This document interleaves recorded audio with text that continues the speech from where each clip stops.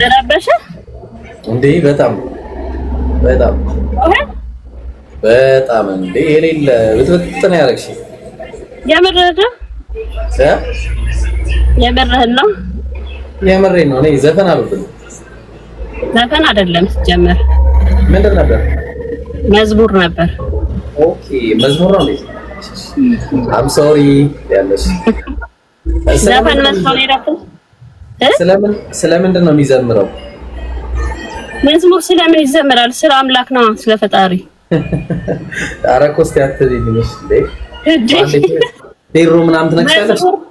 እሺ መዝሙር ከተባለ አምላክ ስትይ እስቲ ለየትኛው አምላክ እስቲ አስረጅኝ። ስለ አምላክ ለየትኛው አምላክ አስረጅኝ። እንዴት ላስረዳህ እችላለሁ? መጀመሪያ ለየትኛው አምላክ እያልከኝ እኮ ለመግባባት ራሱ ይከብዳል። ማለት ለየትኛው አምላክ ያልኩት መቼም የትኛው ምናምን አልልህም። አምላክ እንዳለ ካላወቅ ይሄኛው አምላክ ብዬ አምላክማ እንዳለ አምናለሁ እንጂ እንዴ ለምን አላምንም? ታዲያ የትኛው አምላክ አልካ? አምላክ አንድ ነው የማውቀው። ኢየሱስ ነው፣ አብ ነው፣ ወልድ ነው፣ መንፈስ ቅዱስ ነው ማለት ነው። አንድ አምላክ አብ፣ ወልድ፣ መንፈስ ቅዱስ አንድ አምላክ። አብ፣ ወልድ፣ መንፈስ ቅዱስ ለአብ፣ ወልድ፣ መንፈስ ቅዱስ አንድ አምላክ ነው የምትዘምሪው? አዎ። አብ፣ ወልድ፣ መንፈስ ቅዱስ አንድ አምላክ የሚል መጽሐፍ ቅዱስ ላይ አለ እንዴ? ቤት ምን አልከኝ? መጽሐፍ ቅዱስ ላይ አብ፣ ወልድ፣ መንፈስ ቅዱስ አንድ አምላክ የሚል ነገር አለ? አለ። የቱ ጋር? ሐዋርያት ሥራ አንብበው። ሐዋርያት ሥራ ላይ ምዕራፍ ስንት ቁጥር ስንት? ሙሉውን አንብበው። እሺ እኔ አቤት ማለት ነው። አንድ ጥቅስ የለም። አብ፣ ወልድ፣ መንፈስ ቅዱስ አንድ አምላክ የሚል አንድ ጥቅስ የለም። አንድ አሁን ጥቅስ ግዴታ መሆን የለበትም እኮ። ዮሐንስ ባጠመቀ ሰዓት የምወደው ልጄ ይህ ነው እሱን ስም አለ ያለው አብ ነው። ከዛን ኢየሱስ ደግሞ የሚጠመቀው ነበር። መንፈስ ቅዱስ ደግሞ በእርግብ አምሳል መጥቶ እላዩ ላይ ተቀመጠ። በቃ አንድ አምላክ ማለት እሱ ነው። አብ፣ ወልድ፣ መንፈስ ቅዱስ ተቃ ተቀምጧል። እሱ ምን መሰለሽ አንቺ ያልገባሽ ነገር ማለት ነው። ሐዋርያት ሥራ ምዕራፍ 10 ቁጥር 38 ላይ እግዚአብሔር የናዝሬቱን ኢየሱስ በመንፈስ ቅዱስ በኃይልም ቀባው ይላል። ተግባባን? ስለዚህ እግዚአብሔር አንድ እግዚአብሔር አለና በእግዚአብሔርና በሰው መካከል ያለ መካከለኛው ደግሞ አንድ አለ። እሱም ሰው የሆነው ክርስቶስ ኢየሱስ ነው። ስለዚህ ይሄ አንዱ እግዚአብሔር ኢየሱስን በመንፈስ ቅዱስ መንፈስ ቅዱስ ቅባት ነው። ስለዚህ በኃይልም ቀባው። የዛን ጊዜ ኢየሱስ ስልጣን አገኘ፣ ማዳን ጀመረ ማለት ነው እንጂ አብ፣ ወልድ፣ መንፈስ ቅዱስ አንድ አምላክ የሚል ነገር ባይብል ላይ የለም። መንፈስ ቅዱስ ቅባት ነው።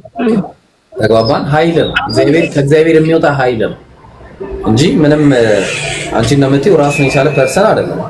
ባይብል ላይ አላልኩም እኔ ፐርሰን ነው አላልኩም እኮ። አብ አንድ ማንነት ነው የነበረው። አብ ነው፣ ወልድ ነው፣ መንፈስ ቅዱስ ነው ስትል ሁሉም አንድ ላይ አብ፣ ወልድ፣ መንፈስ ቅዱስ አንድ አምላክ አልኩ ማለት ነው። የለም እንደዛ የሚል ነገር ነው። አሁን የተናገርከው ነገር አንድ ነው፣ እኔም ያልኩት ነገር አንድ ነው እኮ። ምንም ልዩነት እኮ የለውም። ልዩነቱ ምን መሰለሽ? አካል አላልኩም እኔ አካል አላልኩም። አንድ አካል አላልኩም። አሁን ባይብል ላይ ስትሄጂ አንድ አምላክ ነው እንጂ ያልኩት አንድ አካል አላልኩም። አንድ አምላክ ነው። የለም እንደዛ የሚል አካል ከሆነ አለ ትክክል ነሽ። አምላክ ግን የሚል የለም። የለም እንደዛ የሚል አሁን አንድ አምላክ አብ አለን የሚል አለ። እውነትሽ ነው። አንድ አምላክ አብ፣ ወልድ፣ መንፈስ ቅዱስ የሚል የለም። አንድ አምላክ ለምሳሌ እሱ ነጣጥለህ ልታየው አትችልም ማለት አብ፣ ወልድ፣ መንፈስ ቅዱስ ነጣጥለህ ልታየው አትችልም። ለምን ትበትነዋለህ አንተ? እስቲ እንዴት እንደሚነጠል ላሳይሽ። እኔ ቤት ለምሳሌ ማርያም አንድ አምላክን ወልዳለች። ኢየሱስን ነው የወለደችው እንጂ አንዱን አምላክ አልወለደችም። ኢየሱስን ነው በቃ ኢየሱስን ነው የወለደችው።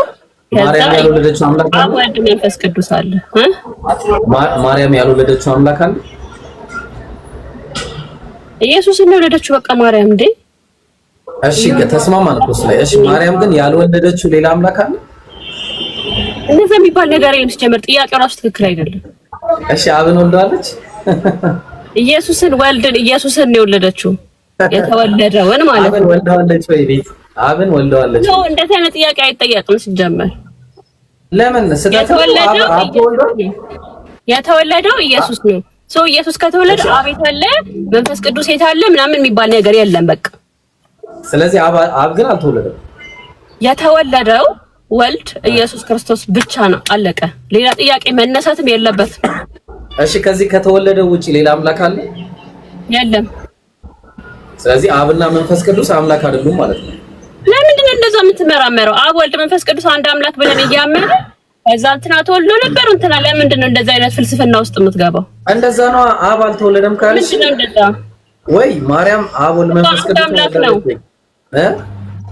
አንድ አምላክ ነው። የተወለደው ኢየሱስ ነው።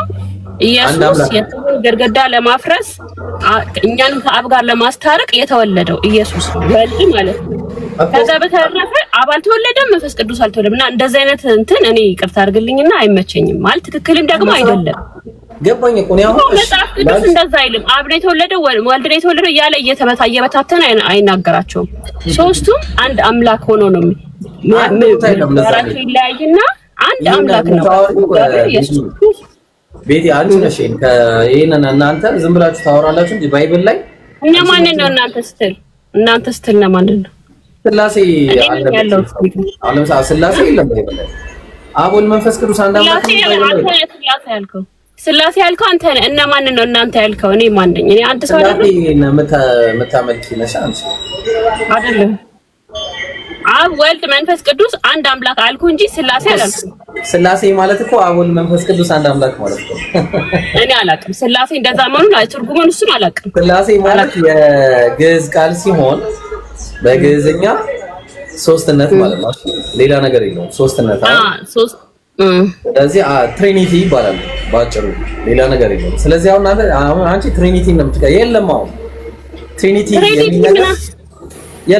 እኔ ስላሴ አላልኩም። እውነት ለመናገር ስላሴ አላልኩም። አብ ወልድ መንፈስ ቅዱስ አንድ አምላክ የሚል አንቺ ሳትሆን መምህሮች ያሉት መምህሮች አንዳንዶች ይኸውልህ የግድ እዛ ጋር የተጻፈ ብቻ አሁን አንተ እንዳልከው አብ ነው የተወለደው መንፈስ ቅዱስ ነው የተወለደው እንደዛ ተብሎ እንዲጻፍልህ ፈልገህ ነው እንጂ አንተ እንደምትለው አብ ነው የተወለደው ወይስ መንፈስ ቅዱስ ነው? አብ ተወልዷል ካልሽ መንፈስ ቅዱስ ምናምን ብለህ ለመለያየት ነው የፈለግከው። እንደዛ አይደለም። እሺ አሁን ጥያቄ እንዴ ሚስጥር ነው። በቃ ይሄ ሚስጥር ነው እንጂ የለም ባይብል ላይ የለም።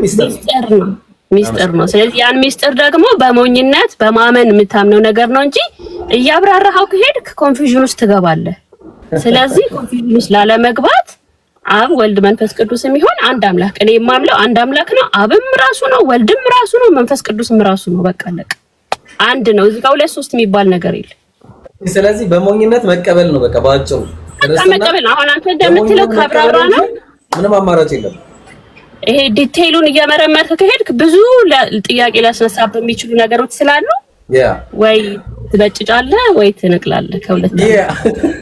ስለዚህ ሞኝነት በጣም ያስፈልጋል እምነት ላይ ማለት ነው። አይተነው አይደለም እግዚአብሔርን ያመንነው ራሱ አይደለም አምነን ነው ያመንነው እንጂ አይተነው አይደለም ያመንነው። እኔ አሁን መሰለሽ ቁም ነገር ማለት ነው። አሁን ለምሳሌ ክርስቶስ ላይ አሁን ታዩና ያኛው በቃ ያኛው በሞኝነት ስላልሽኝ ተውኩት። ክርስቶስ ራሱ አምላክ ለመሆኑ አንድ ማስረጃ ይኖር ይሆን ባይብል ላይ አምላክ ለመሆኑ? አዎ ማለት ለምሳሌ እኔ አሁን ሳነብ ባይብልን አነባለሁ እና ሳነብ የማነበው የማገኘው ክርስቶስ ዮሐንስ ወንጌል 8:40 ላይ እኔ ሰው ነኝ አለ። ዮሐንስ ወንጌል ምዕራፍ 20 ቁጥር 17 አምላክ አለኝ አለ። በቃ እንዳለ ብትይጂ እኔ ቸር አይደለም ስለምን ቸር ትለኛለህ? ከአንዱ ከአምላክ በቀር ቸር ማንም የለም ምናምን ራሱን እንዲህ ያለ ነው ክርስቶስ ሲገልጽ የምናየውና አብ የላከው እንደሆነ ነው። አዛ ጋር እሱን እያስተማረ ያለው አብ ልኮት መጥቶ ለእኛን ከአብ ጋር ለማስታረቅ የመጣ መልእክተኛ አድርጎ ስለሚያስብ ለራሱ እንደዛ ብሎ ነው የሚናገረው እንጂ እኔ አምላክ ነኝ ብሎም አያውቅም በመጽሐፍ ቅዱስ። ስለዚህ ካላወቀ ለምንድን ነው የምናመልከው? ቢጠይቀንስ ይሻላል። አምልኮ ሳይለን አምልከ ነው ቢጠይቀን እኔ በዛ ውስጥ እኮ እግዚአብሔር ነው የምናመልከው። በዛ ውስጥ በኢየሱስ ውስጥ እግዚአብሔር የላከው ኢየሱስን የላከው እግዚአብሔር ነው። ስለዚህ በዛ ውስጥ ነው የምናብለው። ያ ደግሞ መለኮታዊ ሚስጥር ነው።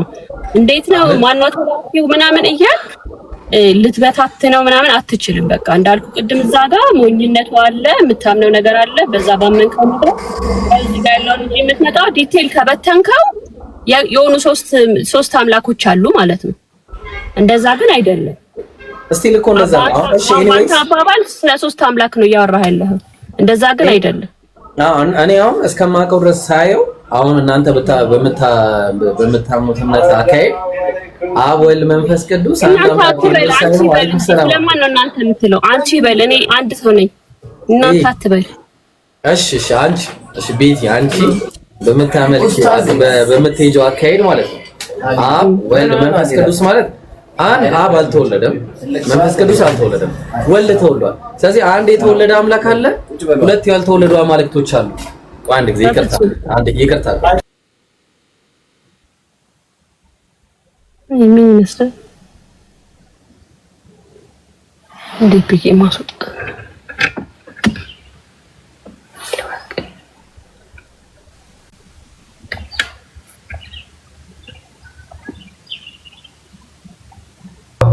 እሺ ቤቲ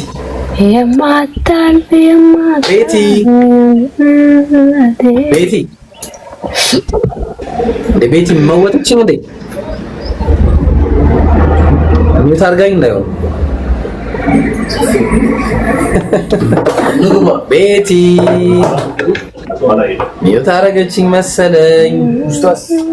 ቤቲ ምንድን ነው?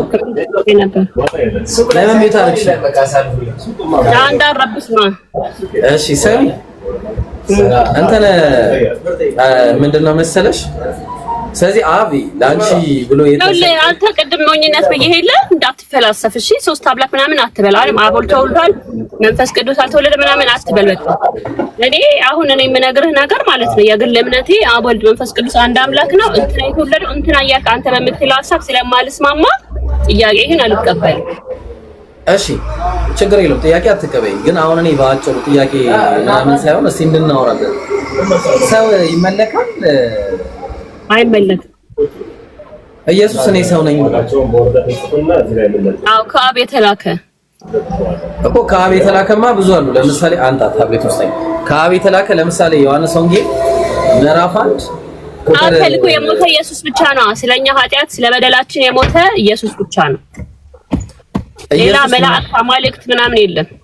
ገባኝ። ኢየሱስ ሞትን ድል አድርጎ የተነሳ ኢየሱስ ብቻ ነው። ወይ ሞትን ድል አድርጎ ሳይሆን የተነሳው እግዚአብሔር ነው ያስነሳው። መጽሐፉ ላይ ምን ይላል መሰለሽ? ሞትን ድል አድርጎ ተነሳ ይላል እኮ። እንዴ ምን ሆነ ነው? አተነሳ አይልም፣ አስነሳው። መጽሐፉ ላሳይሽ። እሺ አስነሳው። በቃ ስለ ሶስት ነገሮች እዛ ጋር አብ ወልድ መንፈስ ቅዱስ እኮ ብለናል አይደለ? እሺ ያስነሳው ቤት አምላክ ገሎት ነው። አምላክ ነው ያስነሳው። አብ ወልድ ነው ያስነሳው። አብ ወልድ ነው ያስነሳው። አምላክ አንደኛውን አምላክ ገሎት ሌላኛውን አምላክ አስነሳው። የሰማከኝ ነው። አብ ወልድ ነው ያስነሳው እኮ ገሎት ነው ያስነሳው። የገደሉትማ የሰቀሉት ናቸው እኮ። ነፍሱን እኮ ለሱ ነው የሰጠው። ነፍሴን በእጅ አደራ እሰጣለሁ አለ። ልክ ማንኛውም ሰው እንደሚሰጥ ማለት ነፍሱ። ስለዚህ አሁን አለ ያ ነፍስ የተሰጠው እሺ ለአብ ነው። ከዛ እንደገና ማን ያስነሳው? ህይወት የሰጠው አብ። ይሄኛው የማስነሳት የመግደል ምናምን ስልጣን የለውም። ማን? ወልድ ነው። ወልድ ይሄኛው አምላክ የሚባል የለም። ወልድ ነው ወይስ ነው ይሄ የሚገደል? እሺ አነ ህይወት ሰጥቶታል። በነገራችን ላይ ህይወት እንደሰጠው ታውቂያለሽ? አብ በራሱ ህይወት እንዳለው ለወልድም በራሱ ህይወት እንዲኖረው ሰጥቶታልና። ስለዚህ አብ ለወልድ ህይወት ከሰጠው ህይወት በመኖር ማን ይቀድማል ማለት ነው? አብ። ስለዚህ ህይወት አልባ ነበረ ማለት ነው የሆነ ሰዓት። አንደኛው አምላክ አልነበረም እና ማን ነው ህይወት? እንዴ ህይወት ታዲያ ከየት ነው ያገኘው? አብ እኮ ከአብ አገኘ። ይሄ ያጠፋሃል እንጂ እንትን አይልህም ወይ ባታምን ይሻላል። እንደዚህ እያልክ አትመን። አንዴ ከዛ ጋር እኮ መጀመሪያ መነሻውን እኮ ሶስት ነገሮችን ጠርተናል አይደለ? አብ ብለናል፣ ወልድ ብለናል፣ መንፈስ ቅዱስ ብለናል። እኔ እናንተ ነው ስለሌላ ሰው አላወራም። ስለኔ እናንተ ነው የማወራው። ሶስት ነገር ካልን በኋላ የተለያየ ተግባራት እየሰሩ እንዳሉ በቃ በሞኝነት ማመን ነው። አሁን አንተ በሚለው መንገድ ፍልስፍና ውስጥ ከገባን አይሆንም፣ አይመጣልንም ሁላ ማለት ነው። ቆይ አንቺ አሁን ስትጸልይ ማለት ነው መለኮታዊ ነገር መቀበል ነው መጀመሪያ ያለብህ። ከተቀበልክ በኋላ የምታነበው ነገር ራሱ እንዲህ ዲቴል አትፈት ማለት አትበትነውም። እያንዳንዷን ነገር እየበተንክ አታያትም። ምን መሰለሽ አሁን አንቺ ስትጠሪ አምላክ ነው መንፈስ ቅዱስ አብ ወልድ ነው የምትይው? አብ ወልድ መንፈስ ቅዱስ ነው የምትይው ወይስ ወልድ አብ መንፈስ ቅዱስ ነው ወይስ ወልድ መንፈስ ቅዱስ አብ ነው ብለሽ የምትለምኚው መጀመሪያ ማን ነው የምታስቀድሚው? ለዚህ አይ ኖርማሊ አሁን በጸሎት ሰዓት ወይ እግዚአብሔር ላለ ወይ ኢየሱስ ላለው እንጂ አብ ወልድ መንፈስ ቅዱስ ብዬ አልልም። ምናልባት መንፈስ ቅዱስ አብ ለምን ምንድነው የሚባል ነገር የለም። በቃ ስለ አንድ ነው። አብን ብዬ ብጸልይ ወልድን ብዬ ብጸልይ እግዚአብሔርን ብዬ ብጸልይ ሁሉም አንድ ነው። በቃ ለኔ የለም። አሁን እኮ የተመቸኝን እንትን መርጬ አሁን ለምሳሌ ይሄንን በወልድ ስማኝማ እኩል ጋር አብ በወልድ እንዲከብር የምታደርጉትን ሁሉ በጌታ በኢየሱስ ክርስቶስ ስም አድርጉት ቃል አለ። በዛ ስም አብ በወልድ እንዲከብር ስላለ በኢየሱስ ክርስቶስ ስም ካረኩኝ አብ በወልድ ይከብራል፣ ወልድም አለ አንድ ላይ። ስለዚህ የማደርገውን ነገር ሁሉ በኢየሱስ ክርስቶስ ስም አደርጋለሁ ማለት ነው። ያንን ሳረግ አብ ይቀየመኛል፣ ወልድ ይቀየመኛል ምናምን እያልኩ አይደለም። ለእኔ ኢየሱስንም ስጠራ እግዚአብሔርንም ስጠራ መንፈስ ቅዱስንም ስጠራ ሴም አስበቃ ሁሉም አንድ አይነት ናቸው። ስለዚህ እንትናንት ይለኛል ምናምን እሺ ያው ምን መሰለህ፣ እሺ አንደኛው ለምሳሌ አሁን ስለ ወልድ እናውራ። በቃ አሁን ያኛውን እንተውና ስለ ወልድ አሁን ወልድ ማለት እንደምታውቂው ሉቃስ ወንጌል ምዕራፍ 1 ላይ ቁጥር 30 ላይ እነሆም ትጸንሻለሽ ወንድ ልጅም ትወልጃለሽ ስሙንም ኢየሱስ ትይዋለሽ አለ። በዛ ጋር ግቢ ስሙንም ኢየሱስ ትይዋለሽ አለ። ልብ አድርጊ፣ ስሙንም ኢየሱስ እሱም ታላቅ ይሆናል የልዑል ልጅም ይባላል፣ ጌታ አምላክም የአባቱን የዳዊትን ዙፋን ይሰጠዋል አለ። አሁን ጥያቄው ወንድ ልጅ ነው አምላክ ነው? ያው ልጅ ሳይሆን በወንድ ነው የሚጠራው። በቃ እግዚአብሔርን አንቺ እግዚአብሔር አንልም። በቃ ኖርማሊ አንተ እግዚአብሔር ነው የምንለው። ኖ እንደዛ ማለት ያለው ነው። ሊትራሊ ወንድ ነው እሱ። ምክንያቱም በስምንተኛው ቀንም ተገርጿል። ማን? ኢየሱስ። አዎ ሉቃስ ወንጌል ምዕራፍ 2 ቁጥር 21 ላይ ስለዚህ ምን ገና እሱ ጋር ይቅርታ አንዴ ይቅርታ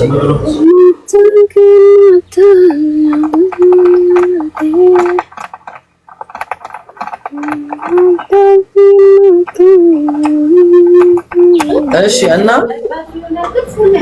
እንዴት ነው ጥያቄው? አሁን እንዴት ወንድ ልጅ እንዴት ነው የሚመለከው? ጥያቄው እስቲ ይሄንን ብታብራራ። ልጅ ለምን ትላለህ? የምን ወንድ ልጅ ነው? አንተ ሰው ያረተ በጋምላክ በጠዋት ላሳየሽ።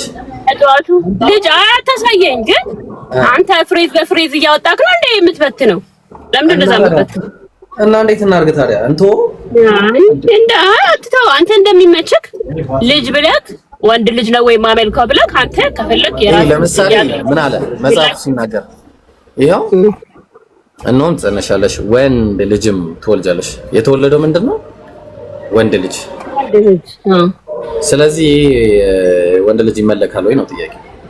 አይመለክም። ወንድ ልጅ ሳይሆን የሚመለከው እግዚአብሔርና ኢየሱስ ነው የሚመለከው። ወንድ ልጅ ነው። አንተም ወንድ ልጅ ነው። አንተም ወንድ ልጅ ኢየሱስ ነው። ቤትዬ እኮ አንተም እኮ ወንድ ልጅ ነህ። እና እኔ አልመለክም። እኔ እኮ ፍጡር ነኝ ነው እኮ እያልክ። በቃ አንተ እኮ እንደዛ እያልክ ነው። ወንድ ልጅም ትወልጃለሽ ስለተባለ ወንድ ልጅ ይመለካል እያልክ ነው። ወንድ ልጅ ሳይሆን የሚመለከው ኢየሱስ ነው የሚመለከው እኮ። ኢየሱስ ስሙ ማን ነው? ኢየሱስ ስሙ ራስ ስሙ ኢየሱስ ራስ የሆነው ኢየሱስ እኮ ስሙ ነው ኢየሱስ። ምንነቱ ግን እንደኔ ሰው ወንድ ልጅ ነው እኮ። መጥተው እንደዛ ማለት ሰው ነው ማለት ነው።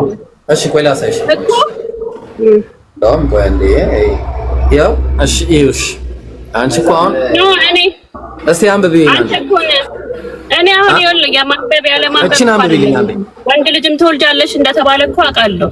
እቺን አንብቢልኝ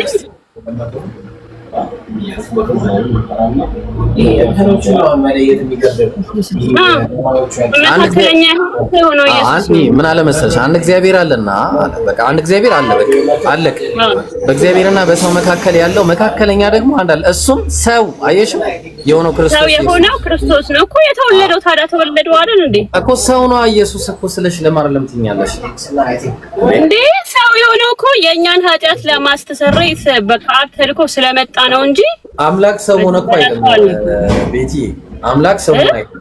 አምላክ ሰው ሆነ የሚል ነገር የለም ባይብል ላይ ያለው ሰው ነው። ኢየሱስ ሰው ነው በቃ that's it። ኢየሱስ ከማርያም የተወለደ ወንድ ልጅ ነው። ከማርያም ስጋን የነሳ ሰው ነው፣ እንደማንኛውም ሰው የሚበላ የሚጠጣ ተግባባን። ከዛ በኋላ የሚተኛ የሞተ አምላክ ያስነሳው ህይወት የተሰጠው ያን ያለው ነገር ነው። ከዚህ ውጭ ምንም የተለየ ነገር የለውም። ምንም የለውም።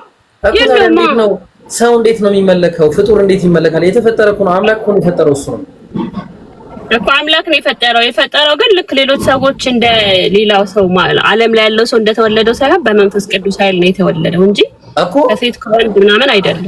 ልክ እንደ እንትና ማለት ነው። በመንፈስ ቅዱስ እኮ እንትናም ሲፈጠር እኮ የእግዚአብሔር መንፈስ ፈጠረኝ እኮ ነው። ማን ነው? ኢዮብ እንደዛ እኮ ነው። ኢዮብ መንፈስ ፈጠረኝ ይበል እንጂ ኢዮብ በመንፈስ ቅዱስ አይደለም። ከእናቱ ነው የተወለደው፣ ከእናቱና ከአባቱ እንጂ በእግዚአብሔር እስትንፋስ ነው የተፈጠረው። ሁሉም እግዚአብሔር በእስትንፋሱ ፈጥሯል። ግን ምድር ላይ እንዳለው አይነት አስተሳሰብ ካሰብን ትንሽ ሐሳቡ ሌላ ይሆናል። እና ፍጡር ይመለካል እያልሽ ነው? የተፈጠረ አካል ይመለካል እያልሽ ነው? አብ የፈጠረው ኢየሱስን ነው። ኢየሱስ ደግሞ ይመለካል። እሱን አውቃለሁ። ግን ሌላ ፍጡር ስለመመለክ የፈጠረው ለምን አይበቃም? የፈጠረው ፈጣሪው አይበቃም? ያ አንዱ እሱ በሱ ውስጥ ነው ያለው። እሱ ራሱ የለም እንደዛ የሚል ነገር አለ አለ እኮ እዛ ጋር መጀመሪያ ሰውን እንደ መልካችንና እንደ አምሳላችን እንፍጠር አለ ሲል አብሮት ያለ አንድ ነገር ሌላ እንዳለ ያመላክታል። በዛ ከሄድክ ማለት ነው እኮ እንፍጠር ያለው እኮ ምን መሰለሽ? በመልካችንና አንድ በላይ ናቸው ማለት ነው። ሰውን በመልካችን እንደ ምሳሌያችን እንስራ ይልና እግዚአብሔር ሰውን በመልኩ ፈጠረው ይላል። ፈጣሪው አንድ ነው። እንስራ ያለው እግዚአብሔር ከመላእክት ጋር እየተነጋገረ እንደነበረ ግልጽ ማስረጃ አለ። የታዩ ችግር የለውም። እሱ አሁን ሳይሆን እንፍጠር ስላለ ብዜትን ያሳያል ብቻ ማለት አይደለም። ይሄ ቃል አጋ ነገር የግነተኛነት የሚባል ነገር አለ ባይብል ላይ በምታነብበት ሰዓት። ለምሳሌ ዳንኤል ትንቢተ ዳንኤል ምዕራፍ 2 ቁጥር 25 እና 36 ላይ ምን እያለ ያስቀምጣል መሰለሽ? ዳንኤል ህልምን ሊፈታ መጣና ወደ ንጉሱ አስገቡት። ከዛ እሱ ህልምን ሊፈታ መጥቶ ፍቺውን እንናገራለን እያለ ይናገራል። ዳንኤል ብቻውን እንናገራለን፣ እሱ እናገራለሁ ማለት ሲገባው። ስለዚህ የተለመደ አነጋገር ለምሳሌ ተናገረ ስለሆነ ከዛ ደግሞ ለምሳሌ እግዚአብሔር ዘጸአት 7:1 ላይ ሙሴን ብሎ ምን ብለው ተናገረው መሰለሽ? እኔ በእስራኤል ላይ ማን ነው በፈርዖን ላይ አማልክት አደርጋለሁ አለ። ኤሎሂም አለው። ኤሎሂም ማለት አማልክት ነው። ግን ሙሴ አንድ ፐርሰን ሆኖ ሳለ አማልክት አደርጋለሁ ነው ያለው። አምላክ ሳይሆን ማለት ነው። ሙሴ አንድ ፐርሰን ሆኖ ሳለ በብዜት የሚጠራበት ሁኔታ ይኖራል። እግዚአብሔር ቃል የመጣላቸው ሁሉ አማልክት ተብለው ተጠርተዋል። ለምሳሌ ሙሴ እንዳልኩሽ ራሱ ኢየሱስ አማልክት ተብሏል። ዳዊት አማልክት ተብሏል። አብርሃም አማልክት ተብሏል። ተግባብ ብዙ አሉ። ስለዚህ የሚገርም ነገር አይደለም እንፍጠር ማለቱ። እግዚአብሔር በብዜት ራሱ ፕሉራል ኦፍ አምፕሊቲዩድ የሚባል ነገር አለ። ምናልባት የምታውቂ ከሆነ ማለት ነው። ወይ ደግሞ የግነተኛነት የሚባል ነገር አለ።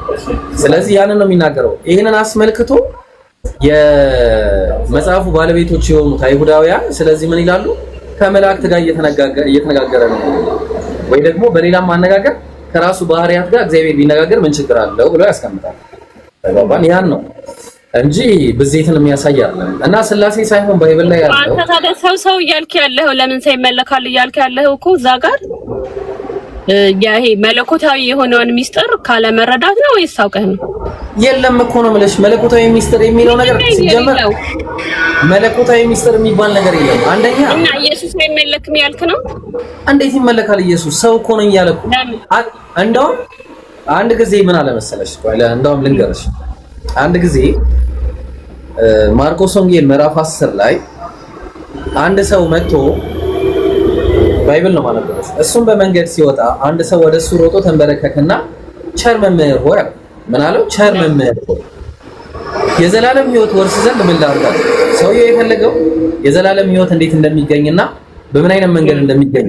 ኢየሱስ ግን መጀመሪያ የዘላለም ሕይወት እንዴት እንደሚገኝ ከመናገር ይልቅ እርማት ውስጥ ነው የገባው። ምንድነው ያረመው? ምን አለው? ኢየሱስም ስለምን ቸር ትለኛለህ አለው። ታዲያ ማን ነው ቸር? ኢየሱስ ቸር ካልሆነ ከአንዱ አለ ከአምላክ በቀር ቸር ማንም የለም። እኔ ቸር አትበለኝ አለ። ከአንዱ አምላክ በቀር ቸር ማንም የለም።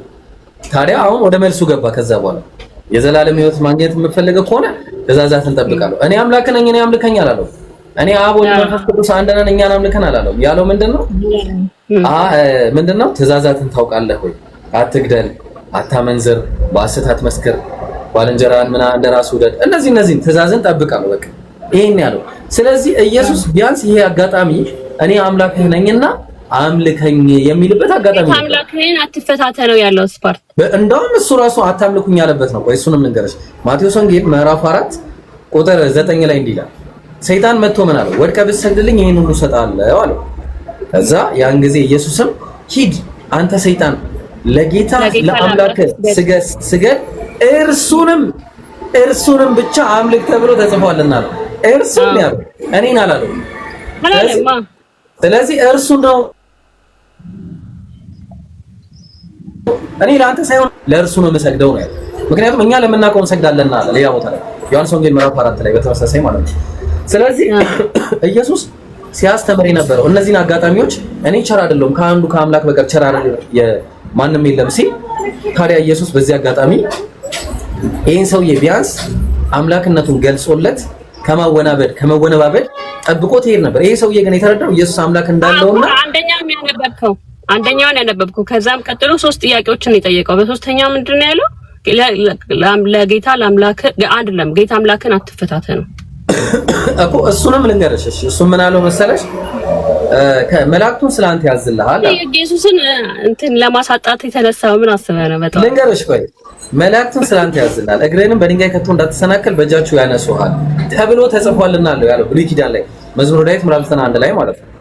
ሰይጣን ይሄንን ስለሚያውቅ ነው የነገረው። ከዛ ይሄ እውነት አለው። እውነት አንተ መሲሁ ማለትም የእግዚአብሔር ልጅ ከሆንክ አለው። የእግዚአብሔር ልጅ ማለት መሲህ ነው፣ ያውቃሉ መሲህ ነው እና ወደታች ራስህን ወርውር አለው። የዚህን ጊዜ እግዚአብሔር መፈታተን ስለሚሆነ ራሱን ከወረወረ ኢየሱስም ጌታ አምላክህን አትፈታተነው ተብሎ ደግሞ ተጽፏል። ስለዚህ እኔ ጌታ አምላኬን አልፈታተንም ራሴን አልወረውርም። ለምን እፈታተናለሁ? ጌታ አምላኬን ራሴን ለምን ወረውራለሁ እያለ ያለው ተግባባን። ምክንያቱም ጌታ አምላኩ መፈታተን ነው የሚሆነው። እኔ አሁን እሳት ውስጥ ገባ ብትይ ለምን አምላኬን እፈታተናለሁ? አምላክ እኔን አትፈታተኑኝ ተብሎ ተጽፏል። ስለዚህ ራሴን ወደ እሳት ውስጥ አልገባም። ይሄንን ነው ኢየሱስ የሚመለስ ያለው። ስለዚህ ጌታ አምላኬን አልፈታተንም። ለዛ እኮ ነው ቅድም ጌታ አምላክም የአባቱን የዳዊትን ዙፋን ይሰጠዋል የተባለው። ስለዚህ ያ የአባቱን ዙፋን ለኢየሱስ የሚሰጠው ጌታ አምላክ ኢየሱስንም እሱን አምላክን አልፈታተንም ነው እያለ ያለው ተግባባን። ስለዚህ በአጭሩ ኢየሱስ እነዚህን አጋጣሚዎች እኔ አምላካችሁ ነኝ አምልኩኝ የሚልበት የሚገራርሙ አጋጣሚዎች ነበሩ። እነዚህን እንኳን አልተጠቀመም። እኔ ቸር አይደለሁም እያለ ሰውየው እኮ በግልጽ በቃ ነው። ከዚህ በኋላ ኢየሱስ he has God እንደገና he's not the good is the only one እሱ ብቻ ነው ብሎ ነው የሚያምነው። በቃ ታይ አምላክ ብቻ ማለት። ሌላ ቦታ ላይ አንድ ምን እንዳለ ልንገርሽ። ማርቆስ ወንጌል ምዕራፍ 12 ላይ ማለት ነው። ኦኬ አንድ ጊዜ እሺ ታገሽ። በጣም ይፈራል። የማታልፍ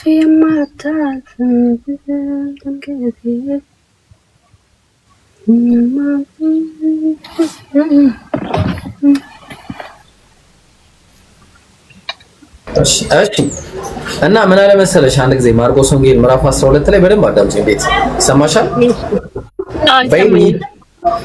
ከጻፎችም አንዱ ቀርቦ ሲከራከሩ ሰማና አለ መልካም አድርገው እንደመለሰላቸው አስተውለው ከሁሉ ፊተኛይቱ ትእዛዝ ማንኛይቱ ናት ብሎ ጠየቀው። መጥቶ አሁንም ልብ አድርጊ፣ ፊተኛይቱ ትእዛዝ ማንኛይቱ ናት ብሎ ሲጠይቀው እኔ አምላክ ነኝ እኔን አምልከኝ እኔ ላንተ ኃጢአት ስለሰቀልልሃለሁ ምናምን አይደለም መሰለት። ምንድን ነው ያለው?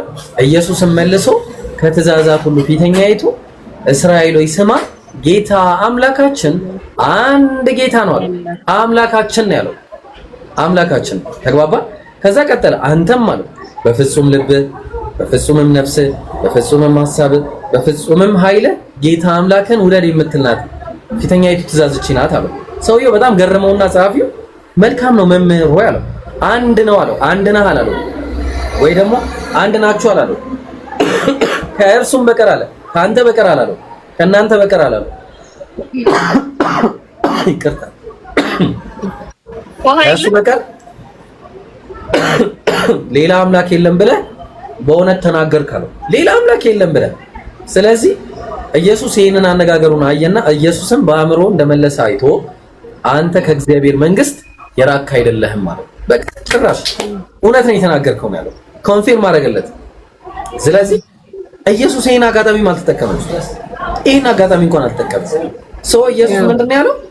አምላካችን እግዚአብሔር አንድ ይሄን ከየት ነው ያመጣው ሲባል ዘዳግም 6:4 ላይ እስራኤል ወይ ስማ ያህዌ አምላካችን አንድ ያህዌ ነውና ይላል። ያ አንዱን ያህዌ ማምለክ እንዳለበት የነገረው እሱም ማን ነው? አብ ነው። ለዛ ነው አንደኛ ቆሮንቶስ ምዕራፍ 8 ቁጥር 4 እና 6 ላይ ከአንዱም በቀር ማንንም አምላክ እንደሌለ እናውቃለን አለ ጳውሎስ ሲናገር። ቀጠልና ነገር ሁሉ ከእርሱ የሆነ እኛም ለእርሱ የሆነ አንድ አምላክ አብ አለን። አንድ አምላክ ከአንዱ ውጪ ማንንም አምላክ እንደሌለ እናውቃለን። ስለዚህ በቃ አንድ አምላክ አብ አለ ነው የሚለው። ኢየሱስም ይሄንን አስመልክቶ ዮሐንስ ወንጌል 17:3 ላይ እውነተኛ አምላክ ብቻህን የሆንክ አንተን አለው። አንተን እውነተኛ አምላክ ብቻውን የሆነ ከዛ ይቅርታ በጣም የላከውን ኢየሱስ ክርስቶስ ያውቁ ዘንድ ይህች የዘላለም ሕይወት ነች። ስለዚህ እውነተኛ አምላክ ብቻውን የሆነ አንድ አምላክ አብ እንዳለ ነው የተናገረው። ያስተማረው ይሄንን ነው። ያላስተማረውን ሰዎች ለምንድን ነው የሚቀላቀሉት? አይ ሰዎች አልቀላቀሉም። አብ በወልድ እንዲከብር የምታደርጉትን ሁሉ በኢየሱስ ክርስቶስ ስም አድርጉ ስለተባለ ሰው የሚያደርገው ሁሉ በኢየሱስ ስም ያደርጋል። በቃ እኮ በወልድ እንዲከብር ነው እንጂ ወልድ አምላክ አይደለም ነው። አሁን አብ እኮ በወልድ ይከብራል። እኛም እኮ እኛ እኮ የአብን ስም እየጠራን ወልድን ችግር ማነው አብን እኮ እናከብራለን። ኢየሱስ እንትና ጳውሎስም ሲናገር ምንድነው ያለው?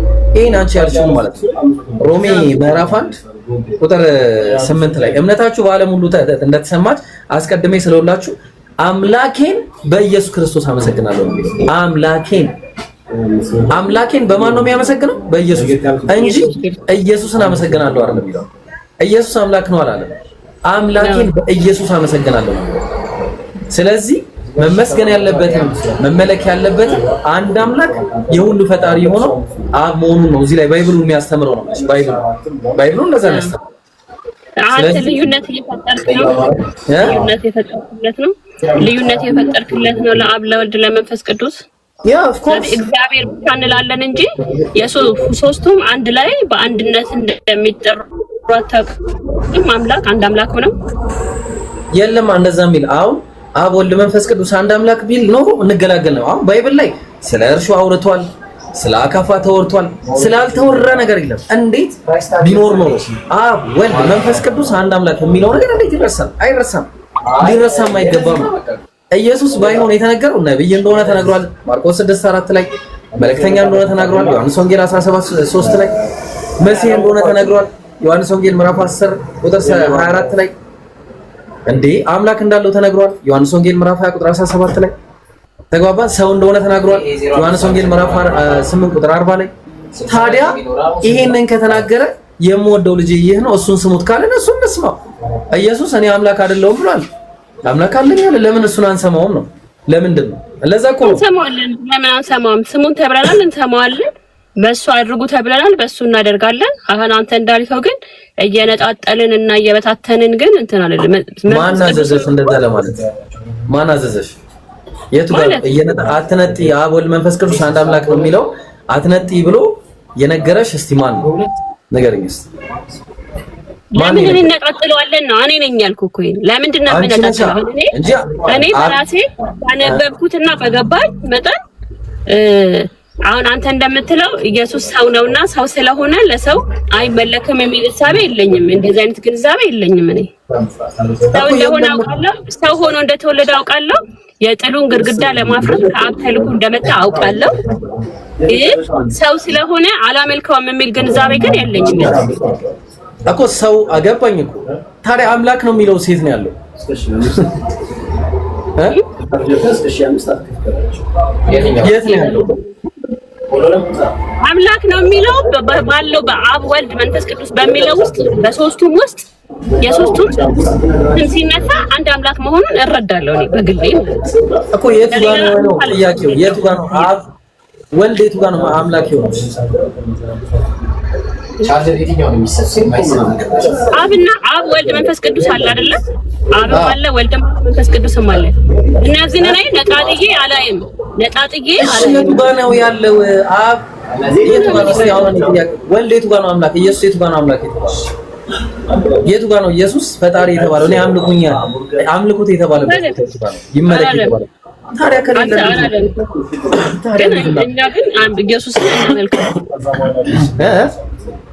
እኛ ግን የተሰቀለውን ክርስቶስን እናመልካለን ወይም እንሰብካለን። እሺ የተሰቀለውንማ ስበክ ችግር የለውም። አምላክ ነው ብለሽ ግን መስበክ እንድትችይ ያደረገሽ ማን ነው? ኢየሱስ አምላክ ነው አላልኩኝም። ግን አሁን አንተ መነጣጠል ውስጥ ስትገባ እኮ ነው እኔ የነጣጠልክ ስትመጣ ኮንፊውዥን ይፈጥራል እንጂ ኢየሱስ አምላክ ነው። መጀመሪያ መቼ አንድ ሆኖ ነው የምንነጠለው? ኧረ አንድ ነው። ተው አንድ ነው። አብም ወልድም መንፈስ ቅዱስም የተለያየ አይነት እንትን የላቸውም። አንድ አምላክ ነው። በቃ ለኔ አንድ አምላክ እኔ ያለኝ አንድ አምላክ ነው። ምንም የተጋት በል በቃ ተጠቅሷል በተለያየ ቦታ። አሁን ለመነጣጠል እንደፈለግን አይደለ? አሁን አንድ አይነት ነገር ቢኖር እኮ ይሄ ሁሉ 100 ምናምን ሃይማኖት አይኖርም ወይም እምነት አይኖርም ነበር አይደለ? አንድ አይነት ወጥ ነገር ቢኖር ኖሮ ሁሉም የራሱን ግንዛቤ እየወሰደ አይደለ? የራሱን እምነት የሚፈጥረው ከሚያነበው ውስጥ የራሱን ግንዛቤ እየወሰደ ነው። አሁን እኮ ባልዋለበት እኮ ነው ኢየሱስን እያሳደራችሁት ያላችሁት። ኢየሱስ ባልዋለበት ባልተናገረበት ባላዘዘበት ቦታ እያዋላችሁት የታለ ኢየሱስ? አንድም ቀን አምላክ ነው ይመለክ ተብሎ አያውቅም። ጳውሎስ እንኳን ያስተማረው አንድ አምላክ አብ አለ ብሎ ነው። ኢየሱስ ያስተማረው ስለ አብ ነው። ታዲያ ማን አስተምሯችሁ ነው እናንተ? ቆይ ማን ያስተማረሽ እስቲ ንገሪኝ። የትኛው ሐዋርያ ነው ያስተማራችሁ? አምላክ አላልኩም እኮ እኔ ኢየሱስ ብቻ አይመለክማ። አምላክ ይመለካል። ያው ነው ኢየሱስ ማለት እግዚአብሔር ነው፣ አንድ አምላክ ነው።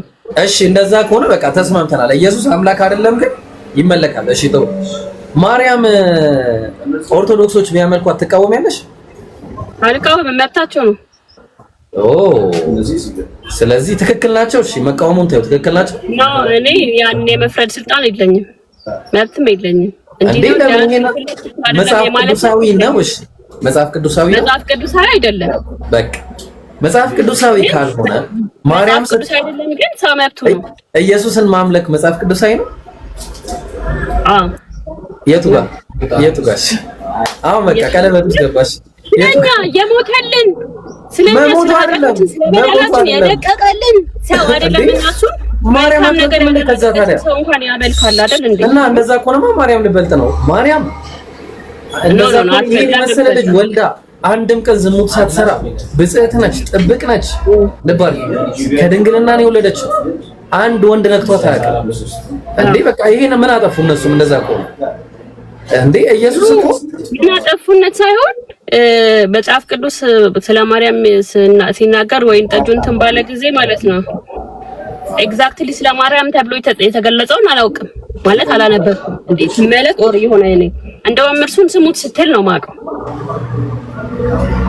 ገባኝ እኮ። እሺ እንደዚህ አይነት ንጽጽር ውስጥ መግባት አልፈልግም። ሰው የግሉን ማምለክ ማወቅ መብቱ ነው። መጽሐፍ ቅዱሳዊ ያልሆነ ነገር ለምንድን ነው ጥያቄ? መጽሐፍ ቅዱሳዊ ካልሆነ አንድ ሰው የፈለገውን ተነስቶ ማምለክ ይችላል ማለት ነው። መብቱ ነው። ሰው እንደግለሰብ መብቱን እሱን አይደለም መጽሐፍ ቅዱሳዊ ባልሆነ መንገድ ነው። መብት የሚባል ነገር እኮ እኔ አንተ በምን መንገድ መጽሐፍ ቅዱሳዊ አይደለም እንዳልከው አልገባኝም ወይ አስረዳኝ። መጽሐፍ ቅዱሳዊ ማለት ይለሽ ለምሳሌ አብን አምልኩ ተብሎ ተጽፏል፣ መጽሐፍ ቅዱሳዊ ነው። ልባል ሰይጣንን አታምልኩ ተብሎ ተጽፏል፣ መጽሐፍ ቅዱሳዊ ነው። በላይ ከሰማይ ካለው በታችን በምድር ካለው በውሃ ውስጥም ካሉት የተቀረጸ ምስል የትኛውም ሰው ይሁን ፍጡር ምናምን እነዚህ አታምልኩ ብሎ ከኔ ውጪ አምላክ አይኑራችሁ ብሎ ተናግሯል። አብ ለምሳሌ ላንብብልሽ ያለው እሱ አብ ያለው ማለት ነው። ትንቢተ ኢሳይያስ ምዕራፍ 45 ቁጥር 5 ላይ እኔ እግዚአብሔር ነኝ አለ። አብ ነው የሚያወራው። ልባል ከእኔም ሌላ ማንም የለም ማለት ከእኔም በቀር አምላክ የለም ማለት ልባል ከእኔ ሌላ ማንም ማንነት ነው ያለው አካል የለም። ከአብ ውጪ ሌላ አካል የለም። ወልድ የሚባል መንፈስ ቅዱስ የሚባል ሰይጣን የሚባል መላእክት የሚባሉ ሰዎች የሚባሉ የሚመለኩ የሉም። የሚመለከው አብ ብቻ መሆኑን ተናግሯል። ይሄ መጽሐፍ ቅዱስ ነው። ከዚህ ውጪ ግን አሁን አንድ ሰው አመልካለሁ ብሎ አንድ ሰው ሲነሳ ምንድነው የሚሆነው? ይህ መጽሐፍ ቅዱሳዊ ይሆናል። ያልታዘዘ ነው የሚሰራው። ያልታዘዘው መስራት ደግሞ እንዴ በስሜ አጋንንትን አላወጣችሁም? ምን እስቲ ዮሐንስ ወንጌል ስንት ላይ እንደሆነ አላስታውሰውም። 7 ላይ ሊሆን ይችላል ምናልባት ኢየሱስ የተናገረበት አለ። 7 ከሆነ አላውቅም።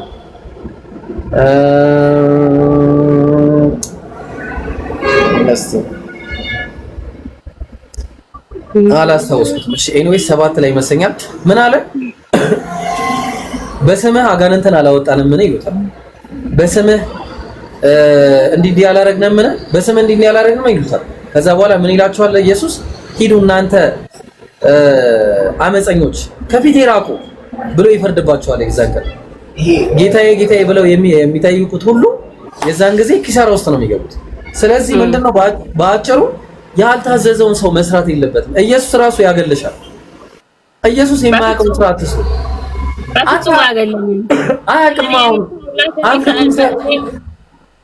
ኖ እሺ አምልኩኝ ካላለ እንዴት ነው የምታመልኪው ነው ጥያቄ። አብ እንኳን አምልኩት አላለ።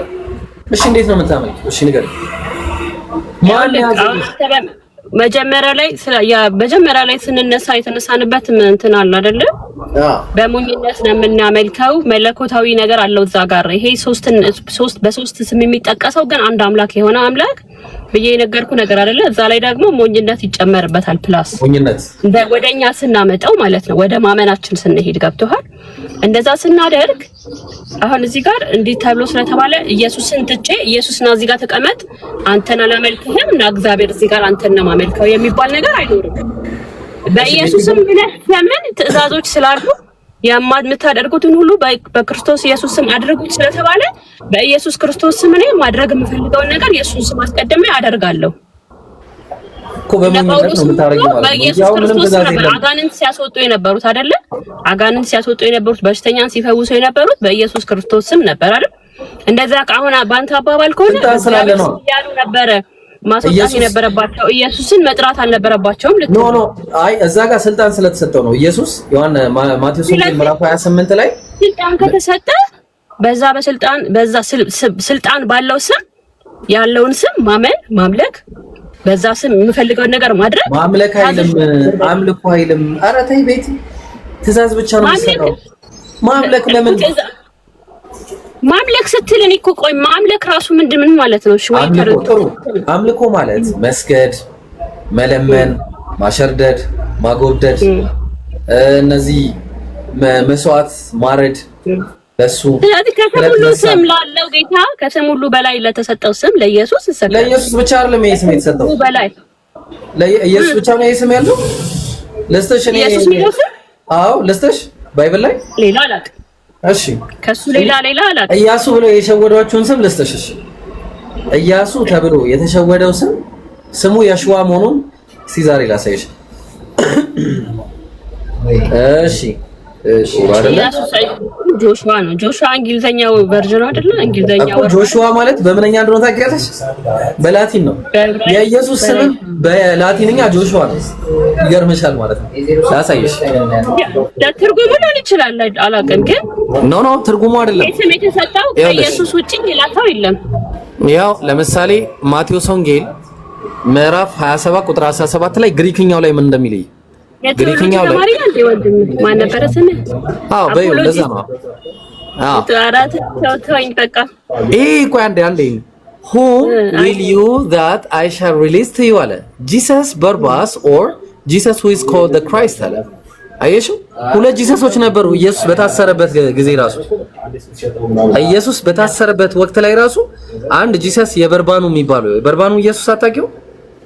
በርባኑ የሚባለው ኢየሱስ እሱ ይሄው ስሙ ጂሰስ ነው። ይሄኛው ደግሞ the Christ የሚባለው ሁለት ጂሰሶች ናቸው። አንድ በይ። ሁለተኛ ሌላ ደግሞ ልስጥሽ። ለምሳሌ ማርቆስ ማን ነው የሐዋርያት ሥራ ምዕራፍ 7 ቁጥር 45 ላይ ኤሱም ተብሎ የተቀመጠውን ስሙን ጆሹዋ ተብሎ ነው ያስቀመጠው። በተመሳሳይ ምንድነው ኦሪት ዘኍልቍ ምዕራፍ 11 ቁጥር 28 ላይ የነዌ ልጅ ኢያሱ ተብሎ የተቀመጠው የሽዋ ተብሎ ነው። የሽዋ ወይ ደግሞ ጆሹዋ ተብሎ ነው የተቀመጠው። ዕብራይስጡን አየሽው? የሽዋ ሲል የሽዋ ነው የሚለው።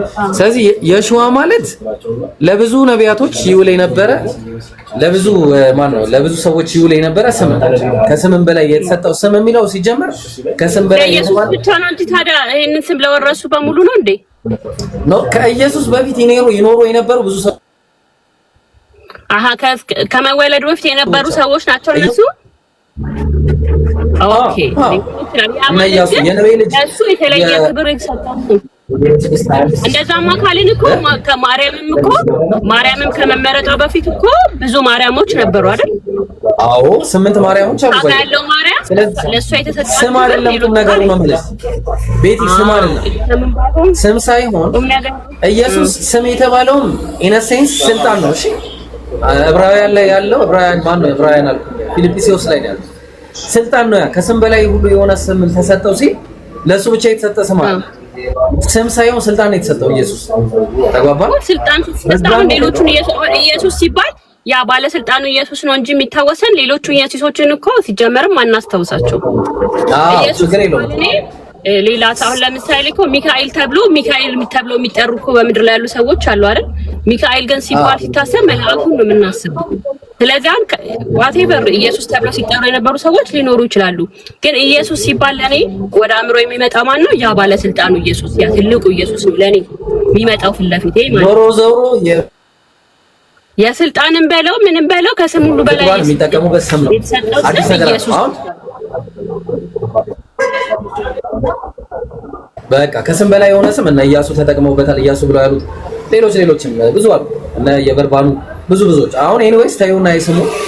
ችግሩ አሁን እኛ ያጣ ነው አብ ወልድ መንፈስ ቅዱስ አንድ አምላክ ያለበት ኢየሱስ አምላክ መሆኑን የሚያስረዳ አንድ ጥቅስ ነው የተቸገር ነው ይልበቃ እኔ ችግር አልነበረ። እኔ ለምን አንቀበልም? ግን ኢየሱስ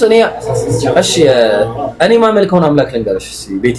እሺ ልንገርሽ አግባባና መሰለኝ አክቹአሊ ምናልባት ዶንት ቢ ፍራይተን ግን አም ኢብራሂም ሙስሊም ነኝ። እሺ እና እኔ ማመልከው ኢየሱስ ማርያም ከድንግልና የወለደችውን ኢየሱስን አላመልከውም። በድንግል እንደወለደች አምናለሁ። ድንግል ሆና እንደወለደችው ብጽዕት ነች፣ በጣም የተጠበቀች ነች። እሷም ግን አትመለክም፣ ሰው ነች። ኢየሱስም ሰው ነው። አግባባን። ቁርአናችን ስለነሱ ይናገራል ስለሁለቱም። እና ኢየሱስን አስመልክቶ ቁርአን ላይ ሲናገር ኢኒ አብዱላሂ አታኒ አልኪታበ ወጀዐለኒ ነብየን፣ እኔ የአላህ ባሪያ ነኝ፣ የአንዱ አምላክ ባሪያ ነኝ። ልክ እንደዚሁ በተመሳሳይ ባርነቱ ትንቢተ ኢሳይያስ ምዕራፍ 42 ቁጥር 1 ላይ ደግፌ ያስኩት ባሪያዬ ብሎ እግዚአብሔር ባሪያው እንደሆነ ኢየሱስ ይናገራል። አልተሳሳተም። ቁርአኑን ልብ አድርግ።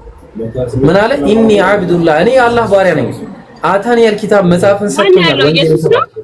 አዎ ኢየሱስ ሚል ነገር አለ በቁርአን ላይ። አዎ አለ።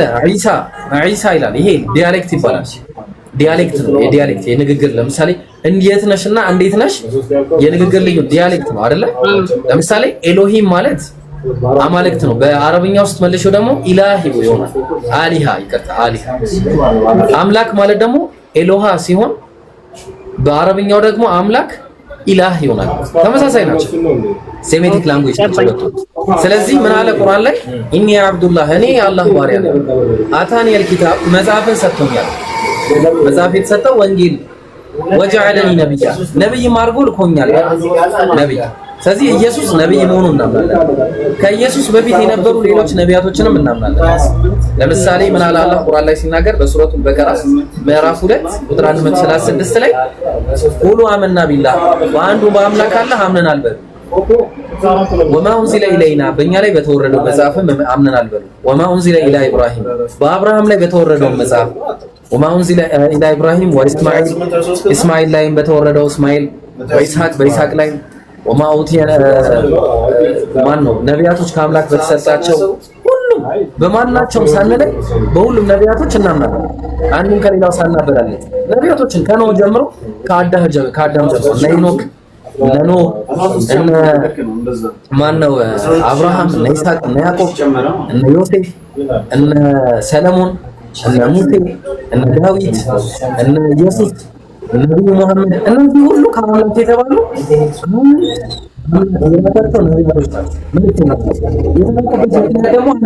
እሱ ምንድነው? አላህ ሱረቱ ነህል ምዕራፍ 16 ቁጥር 36 ላይ ሲናገር ለቀድ በዐስና ፊ ኩሊ ኡመቲ ረሱላ፣ በሁሉም ህዝብ ላይ ነቢያቶችን ልኬያለሁ፣ መልእክተኞችን ልኬያለሁ። የተላኩበት ምክንያት ምንድነው? አቡዱላህ ወተኒቡ ጣጉት፣ አምላክን በብቸኝነት ተገዙ፣ ጣዖታትን ራቁ ነው። በቃ ይሄ ነው የተላኩበት። በብቸኝነት አምላክን ያ አምላክ ማን ነው ከተባለ አይሰማ ማውራ ነገር ያ አምላክ ማን ነው ብለን ካልን በአንድነቱ ላይ ሁለትነት የሌለበት፣ በጌትነቱ ላይ ባርነት የሌለበት፣ በኃያልነቱ ላይ ድክመት የሌለበት፣ በአስተማሪነቱ ላይ አጋዥ የሌለበት፣ በንቁነቱ ላይ እንቅልፍም ማንነትም የሌለበት፣ በሕያውነቱ ላይ ሞት የሌለበት፣ በስልጣኑ ላይ ተጋፊ የሌለበት፣ በንግስናው ላይ ሽረት የሌለበት፣ በዙፋኑ ላይ የሌለበት ይሄ ነው በቃ ትክክለኛ ማለት ነው። ስለዚህ በአጭሩ ይሄ አምላክ ቢመለክ ምንድነው ችግሩ? ጣዖታቱ ቢርቁ ምንድነው ችግሩ? የሚባል ሲጀመርም ይመለካል። ለምንድነው ችግር? ሲጀመር ችግር የሚባል ነገር የለም እዚህ ጋር። ይመለካል። አዎ ይመለካል። ነገር ግን ይሄ የሚበተነው ፓርት ላይ ያው እንደየሰው አረዳድና እንደየእምነቱ ስለሚለይ ብቻ ነው እኮ። ማን ነው አሁን ጥያቄ ማን አንዳርጎት ነው? በቃ አሁን እኛ ጋር እኮ ግልጽ ነገር ነው እንዴ። አሁን እኮ ይሄን የጀመርከው እኮ የኔን አምላክ ላስረዳሽ ብለህ ነው። የኔን አምላክ ላስረዳሽ ብለህ ነው እኮ የገባኸው። ግን አልተረዳሽም። ልቀጥል፣ አልጨረስኩም። እና የኛ አምላክ ባህሪያቱን ነገርኩሽ። እነዚህ ነው ማለት ነው። ምንድነው ድምጽ ተበላሽቷል ምናምን ይሉኛል። ምን እሺ፣ ድምጼ ትንሽ እየታፈነ ነበር። አሁን ጥሩ ነው። ታፍኗል አሁን ጋይስ? አሁን ጥሩ ነው። እሺ በቃ ስልካችሁን አስተካክሉ ባካችሁ። ዝም ብላችሁ 479 ሰዎች ስልካችሁን አስተካክሉ። እሺ እና ምን መሰለሽ ቤቲ፣ እኛ አምላካችን አላህ በቁርአን ላይ ሲናገር ምን አለ? ቁል ሁወላሁ አሐድ፣ በለሱ አላህ አንድ ነው አለ። አንድና አንድም ሶስትም አይደለም፣ አንድ ነው። አላሁ ሰመድ፣ አላህ የሁሉ መጠጊያ ነው። እኛ ወደሱ እንጠጋለን እንጂ ማንም እሱ ወደ ማንም አይጠጋም። ለም የሊድ አልወለደም፣ ያኔ ወለም ይውለድ ያኔም አልተወለደም። ወደፊት ይወልዳል፣ ወደፊት ይወለዳል።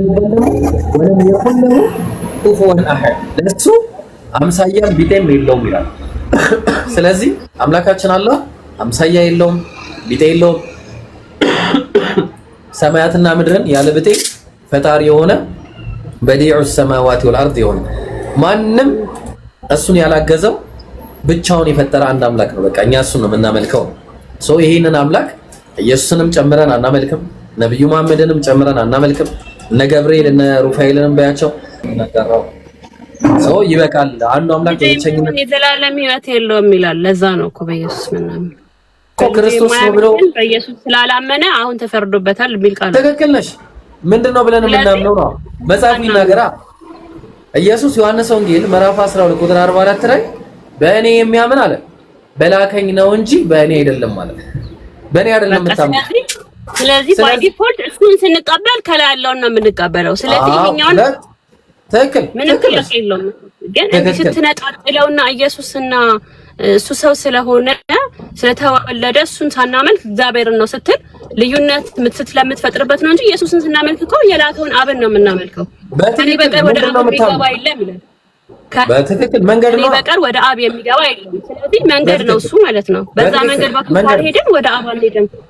መንገዳችንን ኢየሱስን ለምንድን ነው የማናምነው? አመንን ማለት ደግሞ ያው አመለክን። በሱ ውስጥ ደግሞ ያ ሚስጥር ያልኩ ነገር አለ፣ የሞኝነት ያልኩ ነገር አለ። በዛ ውስጥ ኢየሱስን ስናምን ቀጥታ ወደ አብ እንደምንሄድ ምክንያቱም መንገዱ ወይም ድልድዩ እሱ ስለሆነ ወደ አብ የሚወስደን እሱ ስለሆነ ወደ አብ የምንወስድበትን መንገድ ካላመንን ኢየሱስን ብቻ ትተን እዛ ጋር አንሄድም። ለምን ከኔ በቀር ወደ አብ የሚገባ የለም ብሏል። እሱን ይዘን ነው ወደ አብ የምንገባው። እኔ መቼ አይደለም አልኩኝ። እኔ አሁን እኮ ይልሽ አሁን ችግር እሱ ምን ቢዝነስ የለውም ማለት ነው። ቆይ ለመጣ እኮ ነው እሱ አሁን እሱ ኢየሱስን ማምለክ ሳይሆን ኢየሱስ የአብ መንገድ መዳረሻ ነው። የአብ መንገድ ከኔ በቀር በኔ በቀር ወደ አብ የሚመጣ የለም ማለት ነው። ኢየሱስን ስትከተይ ምንድነው የምትከተየው?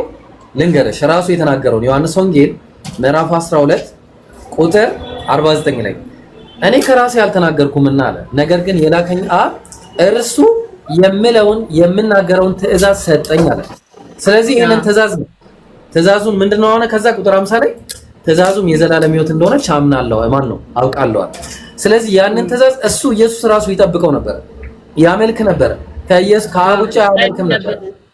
ስለዚህ ኢየሱስ ራሱ ይጸልይ ነበር፣ እኮ ያመልክ ነበር ነው ያመልካል እኮ። መጸለይ እኮ አምልኮ ነው። ይጸልይ ነበር፣ ያመልክ ነበር። አምላክ አለኝ ብሎ ተናግሯል። ስለዚህ ትእዛዙን ይጠብቅ ነበረ። ስለዚህ እንደዛው የኢየሱስን መንገድ አንቺ አብን ትጸልያለሽ፣ ለአብ ትጸልያለሽ፣ አብን ታመልካለሽ፣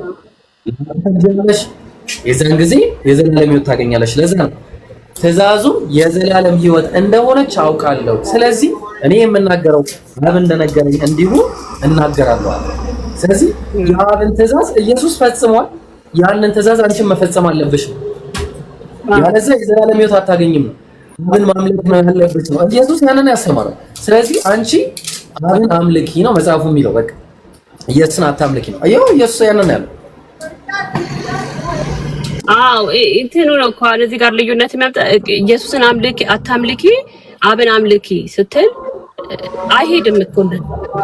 ለምን መሰለህ? ጸሎቱንም ቢሆን የምታደርጉትን ነገር በኢየሱስ ስም አድርጉት ስለተባለ በኢየሱስ ስም የምለምነው ነገር ወደ አብ ነው የሚሄደው እኮ። ተከለሽ ልዩነት አይኖረውም። ስለዚህ አብ ኢየሱስ ተመለከ እግዚአብሔር አልተመለከም የሚባል ነገር አይኖርም።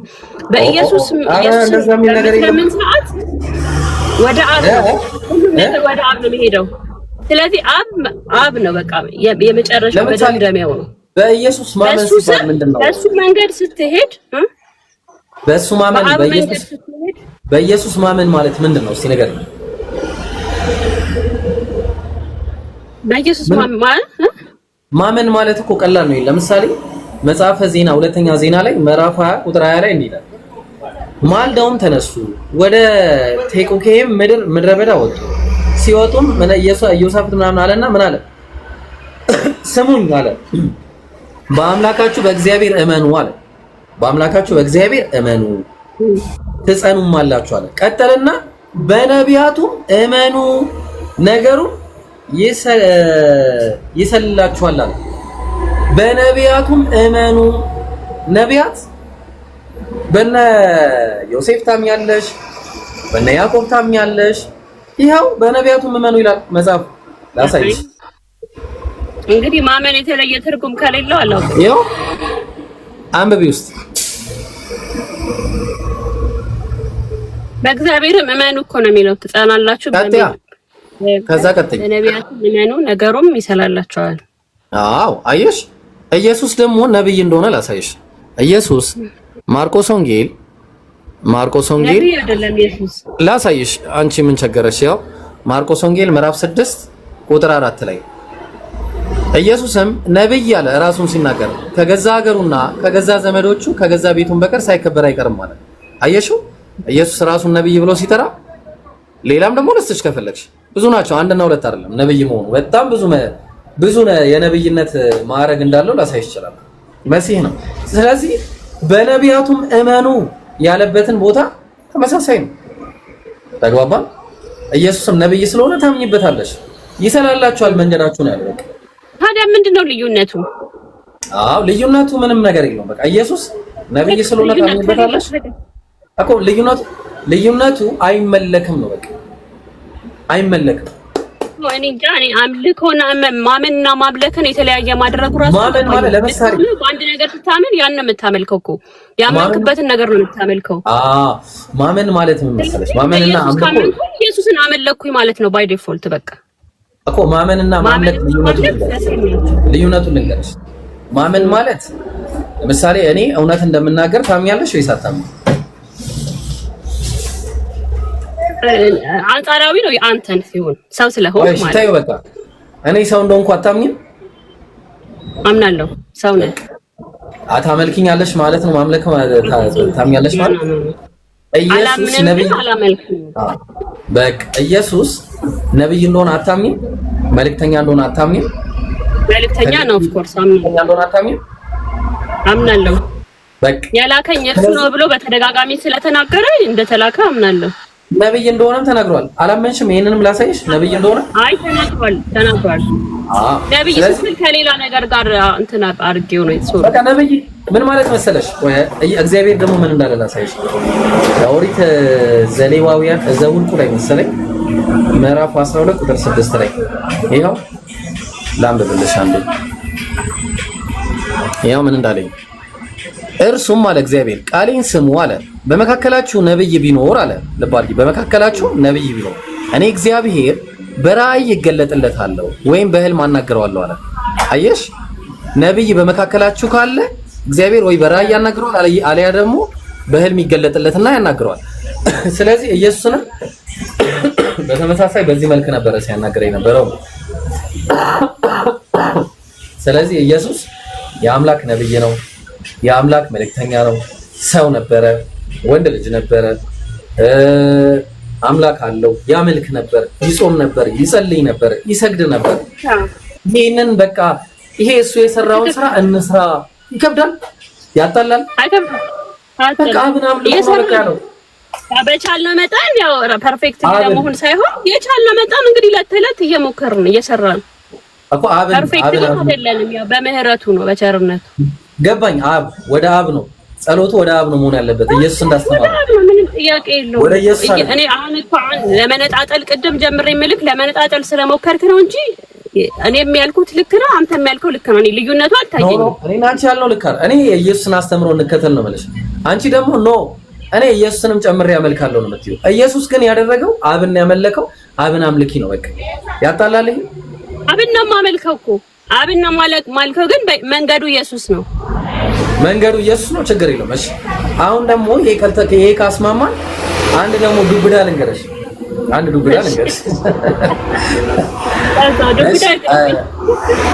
አሁን ከይቅርታ ጋር ማለት ነው ባይብል እኛና እናንተን አንድ ያደረገን ብዙ ነገር አለ እንደምታውቂው፣ ግን ያለያየንም ሌላ ነገር አለ። አንድ ያደረገን ምንድነው? ቅድም እንዳልኩሽ ኢየሱስ በድንግልና መወለዱ፣ ኢየሱስ ሰው መሆኑ፣ ነብይ መሆኑ፣ መሲህ መሆኑ ምናምን ተነግሯል። ባይብል ላይ አምላክ እንዳለውም ተነግሯል። አሁን ግን ችግሩ እዚህ መጽሐፍ ላይ ስለ ስቅለት ያወራል እና አሁን ይሄ ስቅለት እውነት ተካሂዶ ሆነ ሰውዬ አንድ መኪና አለ ልበልና ከዛ ሄዶ አንደኛውን ገጨው። ከዛ ፖሊሱ መጥቶ እንዴ ምን አባ ለምን ገጨው ምናምን ብሎ እኔን ጥርሴን ቢያራግፍልኝ ትክክል ነው? ይሄ ፍትሃዊ ነው አይደለም? አምላክ እንደዚህ አይነት እኛ በእኛ አእምሮ እንደዚህ ሲሊ የሆነ ነገር አምላክ እንደ አይነት ነገር ይሰራል ብለሽ ታስቢያለሽ? በፍጹም። አንቺ አዳምና ሔዋን ሲበሉ አይተሻቸው ታውቂያለሽ? አላየኋቸውም። ተባብረሻቸዋል? አረ ሔዋንም አንቺ ነሽ። ተይ አንቺ ነበርሽ አዳም የሰጠሽ አንቺ ነሽ። አረ ተይ ሔዋን ነች። እሺ ካላየሽው፣ ካልሰማሽው፣ ካልተባበርሽ ወዴት ነው ወንጀል የተሸከምሽው? ከየት ነው የትኛው ወንጀል ውርስ የትኛው ያላየሽው? አንተም እኮ በምድራዊ ስነግርህ ቤተሰቦች አፈርደች ግጠው ያመጡትን ንብረት አንተ ስለተወለድክ ብቻ ትወርሳለህ። ያ ማለት ስለኛ ሰው ሆነን ስለተፈጠርን ብቻ የእነሱን ኃጢአት እንወርሳለን። ቆይ እዛ ላይ እግዚአብሔር ምን አለ መሰለሽ? ምን አለ እግዚአብሔር ይዳኛል። እኛ እግዚአብሔር ይዳኛል። እኛ ምን አገባን? መጽሐፉ ይዳኛል። ትንቢተ ኢሳይያስ ማለት ትንቢተ ሕዝቅኤል ምዕራፍ 18 ቁጥር 19 ላይ እንዲህ ይላል፣ እናንተስ ግን አለ ልጅ የአባቱን ኃጢአት ስለምን አይሸከምም ትላላችሁ አለ። እና ልጅ ፍርድንና ቅንን ነገር ባደረገ ጊዜ ትእዛዝንም ሁሉ በጠበቀና ባደረገ ጊዜ ፈጽሞ በሕይወት ይኖራል አለ። ስለዚህ ትእዛዝን ከፈጸመ ፈጽሞ በሕይወት ይኖራል፣ የአባቱን ኃጢአት አይሸከምም። ለዛ ቀጠለና ኃጢአት የምትሰራ ነፍስ እርሷ ትሞታለች አለ። ልጅ የአባቱን ኃጢአት አይሸከምም፣ አባትም የልጁን ኃጢአት አይሸከምም። የጻድቁ ጽድቅ በራሱ ላይ ይሆናል አለ፣ የኃጢአተኛውም ኃጢአት በራሱ ላይ ይሆናል አለ። መጀመሪያው ለምን እንሸከማለን? መጀመሪያ ይሄው መጽሐፉ ይላል አባት የልጅ ኃጢአትን አይሸከምም። ለምን እንሸከማለን ብለን መጠየቅ አንችልም። አሁን እዛ ጋር ለምን ተባለ ብለን መጠየቅ አንችልም። የተባለውን ነው የምንቀበለው አይደለ? የተጻፈውን ነው የምናነበው ወይ አንብበን ነው የምንቀበለው እኮ። አይሸከምም አለ። ግን ከዛ በኋላ አሁን ያ የወረስነው ኃጢአት በኢየሱስ ክርስቶስ መሞት ምክንያት በአዲስ ኪዳን ምክንያት አዲስ ኪዳን ተገብቶልናል። የኢየሱስን መሞት ስናምን ኃጢአታችን ይሰረዝልናል። ወይ ኢየሱስ ይጣል የኛው ጥቅስ ይጣል አዲስ ኪዳን ተገብቶልናል። በቃ ክርስትናና እስልምና ምናልባት ሊለዩ እዚህ ጋር ይሆናል። አሁን እኔ ክርስቲያን አዲስ ኪዳን ተገብቶልናል። መጀመሪያውኑ ኃጢአት የለባችሁም ያኔ ራሱ ኃጢአት የለባችሁም እኮ ነው እግዚአብሔር እያለ ያለው። የትኛው ኃጢአትን ነው የሚሸከመው? የአዳምንና የሔዋን በሰሩት ኃጢአት እኮ ለኛም ጭምር ነው እኮ የደረሰልን አይደል? ኃጢአቱ የለም እኮ ነው ማለት አባቴ ልጁን ኃጢአት አይሸከምም እያለ መጽሐፉ እኮ አባቴ ልጁን ኃጢአት አይሸከምም፣ ልጅም የአባቱን ኃጢአት አይሸከምም። የኃጢአተኛው በምድር ላይ በምድር ላይ የሰሩትን ነው እና ሔዋን አዳምና ሔዋን የሰሩትማ ነገር እነሱ በመስራታቸው እነሱ ወደ ምድር ተጣሉ አይደለ? አርሰው ዘርተው ምናምን እንዲበሉ ተደረጉ። ሴትም በሴቷ ምክንያት የተደረገው ነገር ተደረገ። ያ ነገር እኮ በሔዋን ምክንያት ለሴቶች በሔዋን ምክንያት የመጣብን ነገር አለ። እኔ ስላደረኩኝ እኔ ፍሬውን ስለበላው አይደለም። እኔ ለሔዋን የተሰጣት ነገር በሙሉ እኔ ላይ ያለው። እሺ ችግር የለም። እሺ እንዲህ እናድርግ በቃ አልጨቃጨቅሽ። አንቺ ልጅ አለችሽ? ወንድ ልጅ አለኝ። ወንድ ልጅ አለሽ? እሺ ወንድ ልጅ ካለሽ እኔን ለማዳን ብትይ አንቺ አሁን ልጅሽን ነው የምትገይው ወይስ አንቺ ነሽ ራስሽን የምትገይው? እኔ ራሴ ነኝ። ከአምላክ ማን ነው ቸር? እግዚአብሔር። እና እሱ ልጁን ያስገደለው ወይስ እሱ ልጁን ያስገደለው ማለት የትኛው ልጅ ግልጽ አድርገዋ። አይ በቃ እሺ ተይው፣ ችግር አንቺ ለካ ተስማምተናል። ችግር የለም። እሺ ለካ የተስማማነው ነገር ላፈርስ ነበር። እሺ ሌላኛው ደግሞ ምን መሰለሽ፣ ኢየሱስ ጸሎት ያደርግ ነበር፣ ይጸልይ ነበር። አምላክ ይሰማዋል ግን ሲጸልይ ይሰማዋል። እሺ አንዴ እስቲ ላውጣልሽ እና ምክንያቱም ከሱ ነው ብዙ ነገር ልንማር የምንችለው። ምን አለ መሰለሽ ማቴዎስ ወንጌል ምዕራፍ 26 ቁጥር 39 ላይ ጥቂትም ወደ ፊት እልፍ ብሎ በፊቱ ወደቀና ሲጸልይ አባቴ ቢቻልህ እቺ ጽዋ ከኔ ትለፍ፣ ሞቱን ማለት ነው። ነገር ግን በቃ እቺ ጽዋ ከኔ ትለፍ አለ። ሁለተኛ ቀጠለ ሉቃስ ወንጌል ምዕራፍ 22 ቁጥር 44 ላይ በፍርሃትም ሲታጠር አጽንቶ ይጸልይ ነበር፣ ወዙም በምድር ላይ እንደሚንጠባጠብ እንደ ደም ነበር፣ ሞቱን ጠልቶ ማለት ነው። ከዛ ዕብራውያን ላይ ምዕራፍ 5 ላይ ቁጥር 7 እሱም በስጋ ወራት አለ ከሞት ሊያድነው ወደሚችል ከብርቱ ጩኸት እና ከእንባ ጋር ጸሎትና መልጃን አቀረበ፣ እግዚአብሔርን ስለመፍራቱ ተሰማለት አለ። ጥያቄው ቤት አምላክ ይሄንን ጸሎት ሰምቶታል ወይስ የራሱ ጉዳይ ብሎ ትቶት ነበር? አይ መጀመሪያውንም ይሄንን ጽዋ እንዲቀምስ ነው የላከው። መጀመሪያውንም አላማ ነበር። የጸለማ ሰው ሆኖ ስለመጣ ሰው ደግሞ የሰውን ባህሪያት ስለሚያከናውን በውስጡ ይከናወኑ የነበሩት ባህሪያት በጠቅላላ የሰው እንደኛ አይነት እና አልሰማውም ነው ሰዋዊ ባህሪ ነበረው። አልሰማውም ሳይሆን መጀመሪያውንም ይሄንን ስርዓት ይሄንን እንዲፈጽም ስለላከው ያ ነገር መፈጸም ስለነበረበት ብቻ ነው እንጂ ስላልሰማው አይደለም። ገባኝ። አልሰማውም አምላክ እኮ ገብቶኛል። ወአለይኩም ሰላም። አምላክ ቢሰማውማ ኖሮ ጸሎቱን ይሰማል። ለምሳሌ ኢየሱስ ሲናገር ምን አለ መሰለህ? መጀመሪያው እግዚአብሔር ዓለም ሆኖ ዓላማ አድርጎ ነው እና ዓላማው ረስቶት ነው ኢየሱስ የመጣበት ዓላማ ተረሳ። አልረሳውም፣ ግን ሰው ስለሆነ ደከመ እኮ ረስቶት ነው ስለሆነ ደከመ። ረስቶት አይደለም ደክሞ ነው። ስጋው ደክሞ ነው፣ ዝሎበት ነው እንደዛ ያለው። በችልስ የጽዋ ከኔ ይለፍ ያለው ሰው ስለነበረ ነው እንደዚህ ያለው። እንዴ ላበላው ነው እንደዚህ እስከሚያለቅስ። እሺ እናንተ ሲከራ ሳይሽ ነው በቃ እንደዛ ሲገረፍ እንደዛ ሲሰቃይ ታዲያ አስበሃል? ምንም እኮ ቢሆን ሰው ስጋ ለብሶ ነው እኮ የመጣው አይደል እንዴ? ሰው ሆኖ ነው እኮ የተወለደው። ምን አለ መሰለሽ ዮሐንስ ወንጌል ላይ አሁን ይሄ ሁሉ የጸለየበት ምክንያት ያለ ምክንያት እንዳላለፈ ነው ይነግርሻል። ዮሐንስ ወንጌል ምዕራፍ 7 ላይ ቁጥር 25 ላይ ይላል እንግዲህ ከኢየሩሳሌም ሰዎች አንዳንዶቹ እንዲህ አሉ፣ ሊገሉትም የሚፈልጉት ይህ አይደለምን አለ። ሊገሉት ይፈልጉት ነበር እንደምታውቂው ማለት ነው። ከዛ ቁጥር 32 ላይ ፈሪሳውያንም ህዝቡ ስለሱ እንደዚህ ሲያንጎራጉሩ ሰሙ። የካህናት አለቆችም ፈሪሳውያን ሊይዙት ሎሌዎችን ላኩ። ለምንድን ነው የላኩት? ሊገሉት አይደለ? ኦኬ ጥሩ። ከዛ ምን አለ? ኢየሱስም አላቸው ገና ጥቂት ጊዜ ከእናንተ ጋር ቆያለሁ፣ ወደ ላከኝም እሄዳለሁ አለ። ትፈልጉኛላችሁ፣ አታገኙኝም። ለምንድን ነው የሚፈልጉት? ሊገሉት። አይደለም ሊገሉት ነው እንዴ? ይሄው አታገኙኝም፣ ትፈልጉኛላችሁ፣ አታገኙኝም እኮ ሊገሉት እንደፈለጉት እኮ ተናገሩ ቅድም። ጊዜው እስኪደርስ ድረስ ነው። አይደለም ወይ ለነገርሽ እኮ ነው። ከዛ ይላል ራሱ ምን አለ ያው ፈሪሳውያን ሎሌዎችን የላኩት ለምንድን ነው አለ ሊገሉት ወዲያውኑ ነው ምን አለ ትፈልጉኛላችሁ አታገኙኝም ማለት እኔ ወዳለሁበት እናንተ ልመጡ አትችሉም።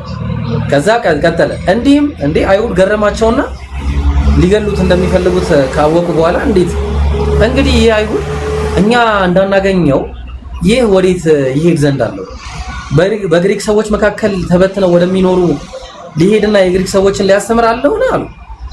እሱም ትፈልጉኛላችሁ አታገኙኝም እኔ ወዳለሁበት እናንተ ልመጡ አትችሉም የሚለው ይህ ቃል ምንድነው ብለው ስለ እርሱ እርስ በርሳቸው ተናግረዋል። አንድ ያዙ በመጀመሪያ ይፈልጉታል የሚፈልጉት ደግሞ ሊገሉት አታገኙኝም እኔ ወዳለሁበት እናንተ ልመጡ አትችሉም። ይሄ ቁርአን ላይ የተነገረ ነገር ነው። በመጀመሪያ አላህ ኢየሱስን ሊገሉት በሚፈልጉ ሰዓት እኔ ወደ ራሴ አነሳሃለሁ ብሎት ነበር።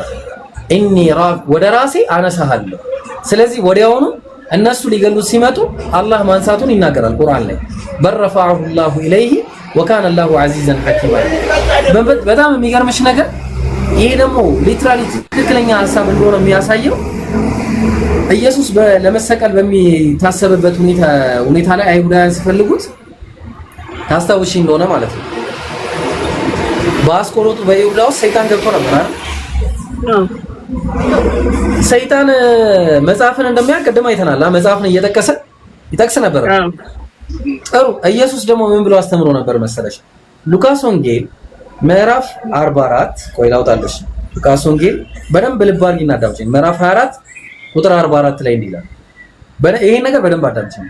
እርሱም ማለት ከእናንተ ጋር ሳለው አለ ኢየሱስ በሙሴ ሕግና አንድ በልጅ አንድ የሙሴ ሕግ በነቢያት ሁለት በነ ኤርሚያስ በነ ኢሳይያስ ምናምን ከዛ ደግሞ በመዝሙራትም አለ መዝሙራት ስለ እኔ የተጻፈው ሁሉ ይፈጸም ዘንድ ይገባል ብዬ የነገርኳችሁ ቃል ይህ ነው አለ። በዚያን ጊዜ መጻሕፍትን ያስተውሉ ዘንድ አእምሮአቸውን ከፈተለ እንዲህም አላቸው ክርስቶስ መከራ ይቀበላል በሶስተኛውም ቀን ከሙታን ይነሳል ከዛስ በስሙም የኃጢአት ስርየት ከኢየሩሳሌም ጀምሮ በአሕዛብ ሁሉ ይሰበካል ተብሎ እንዲሁ ተጽፏል አለ። የተጻፈው ምንድነው? ክርስቶስ መከራ ይቀበላል በሶስተኛው ቀን ይነሳል አለ። ይሄ ተጽፏል አለ። ስለዚህ ሰይጣን መጽሐፍን ያውቅ ነበር አይደል? ቤቲ አይደል? ሰይጣን መጽሐፍን እያወቀ ነው ኢየሱስ ክርስቶስ ለሰው ልጆች ኃጢአት ሲባል በአስቆሮቱ በይሁዳ ውስጥ ገብቶ ኢየሱስን ያሰቀለው። እውነት የሰዎች ባለውለታ ነው። ሰዎች ኃጢአት ሰይጣን መጽሐፍን ያውቅ ነው። አዎ መጽሐፍን ያውቅ ነበር አይደል? ወደ ምድር ከመጣሉ በፊት እኮ መላእክት ነበር፣ እንደውም ዋነኛው መላእክት ነበር። ስለዚህ ሰይጣን ከሆነ በኋላ እኮ ቀደም ሰይጣን ከሆነ በኋላ ኢየሱስ ጋር መጥቶ እኮ ሲፈትነው ሂድ አንተ ሰይጣን ለጌታ ለአምላክ ስገድ እሱን ማምለክ ተብሎ ተጽፏልና ሲለው ያኛው ደግሞ እንዲህ እያለ ጥቅስ እየጠቀሰለው መዝሙረ ዳዊት ምዕራፍ 91ን ጠቅሶለት ነበር አንድ ጊዜ ሌሎችንም ተጠቅሷል። ስለዚህ እንደዚህ ኮት እያደረገ የሚናገር ከሆነ የኢየሱስ ስቅለት በነቢያት በመዝሙራት እንዲሁም ደግሞ በሙሴ ሕግ ተጠቅሶ ከነበረ ሰይጣን ይሄንን ዘንግቶ ነው ኢየሱስ ለሰው ልጆች ኃጢአት እንዲሰቀል ያደረገው። ቃሉ ይፈጸም ዘንድ ነው። በመዘመው ሰይጣን ነው ውለታ የሚሆነው ወይስ ያስመልጠው ነበር? አጋባበት ክፉ ሐሳብ አሰበ፣ አሳልፎ ሰጠው። ኢየሱስን አሳልፎ ሰጠው። ደቀ መዛሙርቱ ነበር። በሶስተኛው ቀን ይነሳል ተብሎ የተነበየውን ትንቢት ረስቶት ነው? አይ ረስቶት አይደለም፣ አረሰው እኮ። ስለዚህ ሰይጣን በተዋለ ማለት ነው። ሎጂካል ነው እንግዲህ። አንተ በል እንደዛ፣ እኔ እንኳን እንደዛ የሰይጣንን ስም ማግነን አልፈልግም፣ ግን ትንቢቱ ይፈጸም ዘንድ ያ ሂደት መሄድ ነበረበት። ለዛ ነው ወይ ሰላም።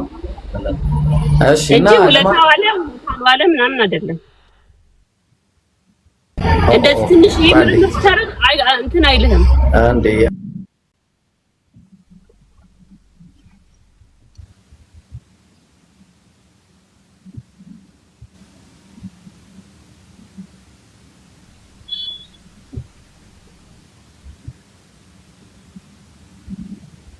ምስጋና ትወዳለህ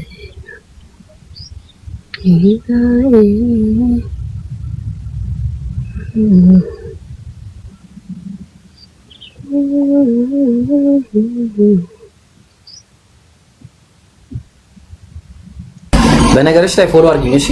አንዴ ፎሎ አድርጊሻለሁ እና ኧረ እስኪ አንዴ ና ሶዬ እሺ ና አንዴ። አይሰማም አሁን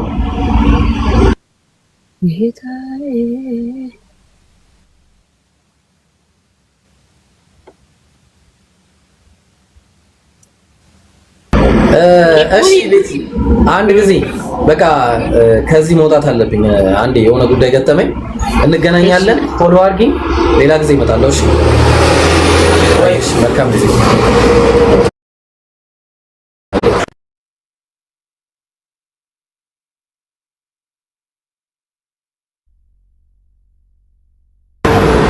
እስኪ አነጻጻሪ ካለ ይግባ። እስኪ አለሽ አላችሁ ጀሜ ግቡ አንዴ እሺ።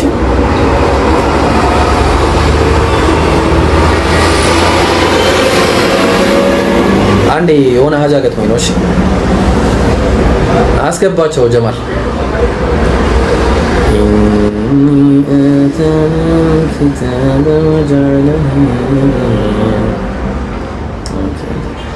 የለም ሰው የለም ጋይስ አረዱ እኔ አለቃቸው እዚህ ጋር ነበር ሲጠይቃት እሱን ጠይቀው እስኪ ሴት ነች በቃ ሴት ነች አላውቅም ልጅ ሰላም አለይኩም።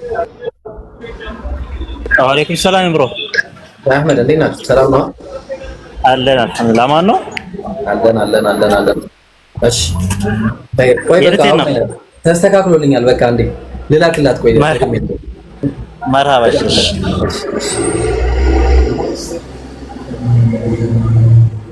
آتاني الكتاب وجعلني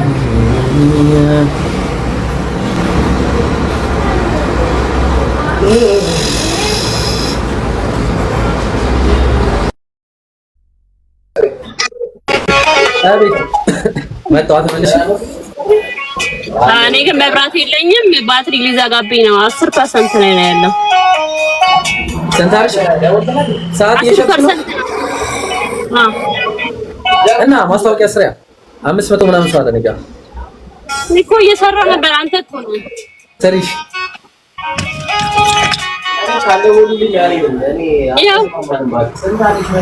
ብራንድ ሰዓት አለላችሁ የሴት የወንድ።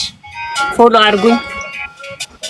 ካሲዮ፣ ሮሌክስ የሴትም አለ የወንድም።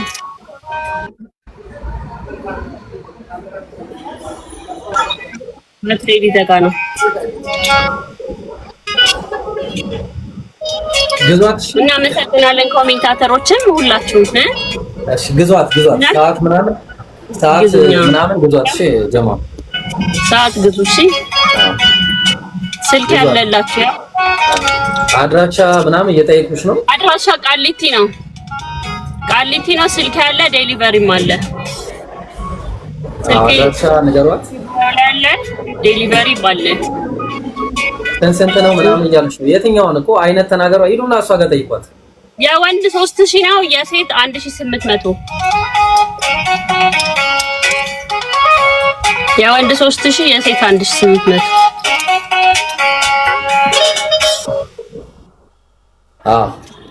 እየገዛችሁ ሰዓት ምናምን ግዟት። እሺ ይሄ ሁሉ ጊዜ ሰጥታን እንድታዋራን ጊዜ ከሰጠችን ያው ለዛ ብቻ ሳይሆን ኖርማል ነው እና ኖርማል ግዟት።